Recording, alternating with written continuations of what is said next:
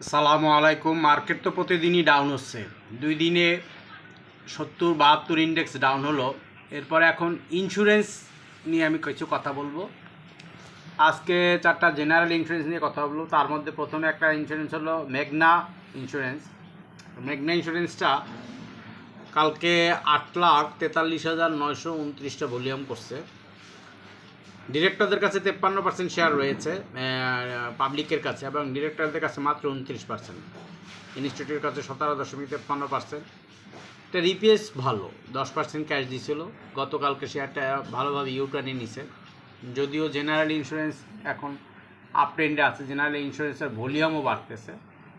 আশা করি যাদের মেঘনা ইন্স্যুরেন্স আছে তাদের এখন আরও কিছু বাই করে অ্যাডজাস্ট করে রাখা দরকার। যে কোনো সময় টান দিলে একটা ভালো ভলিউম করবে।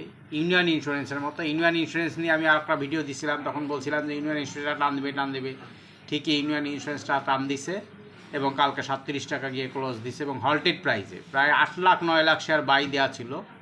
তাহলে বোঝা গেল যে আসলে ইউনিয়নে আসলে বড় বড় পার্টিরা ঢুকছে। যারা ইউনিয়ন ইন্স্যুরেন্সে প্রফিটে আছেন তারা প্রফিট টেক করবেন, আবার বাই করবেন, সেল করবেন, এভাবে থাকবেন। এরপরে আমি কন্টিনেন্টাল ইন্স্যুরেন্স সম্বন্ধে বলবো। কন্টিনেন্টাল ইন্স্যুরেন্সটাও কালকে 10 পয়সা প্লাস রাখছে, যদিও শেয়ারটা 25 টাকা 60 পয়সা ট্রেড করছে।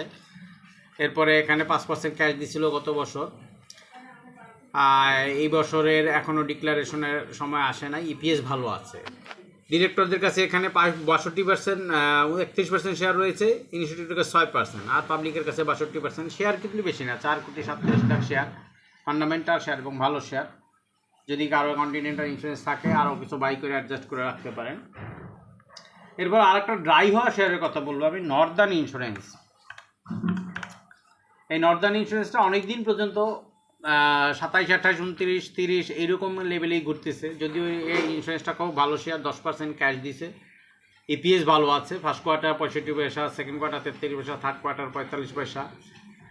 এই শেয়ারটা 29 টাকা 10 পয়সা কালকে ক্লোজ দিছে। মাত্র 9,125টা শেয়ার ট্রেড হয়েছে। এই শেয়ারটা কিন্তু ড্রাই হয়ে আছে, যে কোনো সময় শেয়ারটা ইউটার্নে যাবে বা ভালোভাবে মুভমেন্ট নেবে। যাদের কাছে টাকা আছে, অলস টাকা আছে, তারা কিন্তু এখন জেনারেল ইন্স্যুরেন্সে বাই সেল করতে পারেন। এরপর আমি আরেকটা ইন্স্যুরেন্স বলবো, প্রভাতী। প্রভাতী ইন্স্যুরেন্সটাও অনেকদিন পর্যন্ত নিচে পড়ে আছে। এই শেয়ারটা 22 টাকা 90 পয়সা পর্যন্ত আসছিল। এখন আবার শেয়ারটা ইউটার্নের দিকে যাচ্ছে। ডিরেক্টরদের কাছে 52.38% শেয়ার রয়েছে, এবং শেয়ারটা কিন্তু দেখা যাচ্ছে যে আমরা যদি গ্রাফ দেখি, গ্রাফে কিন্তু ইউটার্ন দেখাইতেছে যে শেয়ারটা এখন উঠবে, এখন ওঠার সময় হয়েছে। যদিও মার্কেট প্রতিদিন শুধু ডাউন হচ্ছে, কিন্তু ইন্স্যুরেন্স বাড়তেছে। ইন্স্যুরেন্সের ভলিউম যদি আমরা বলি, ইন্স্যুরেন্স, জেনারেল ইন্স্যুরেন্স বাড়তেছে। ইন্স্যুরেন্স এখন আরও আপে যাওয়ারই কথা।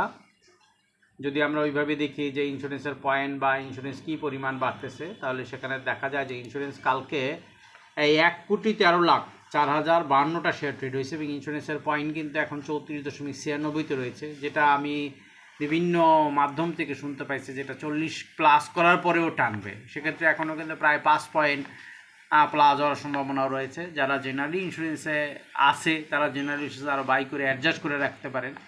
একটা সময় টান দিলে এখান থেকে ভালো প্রফিট পাবেন।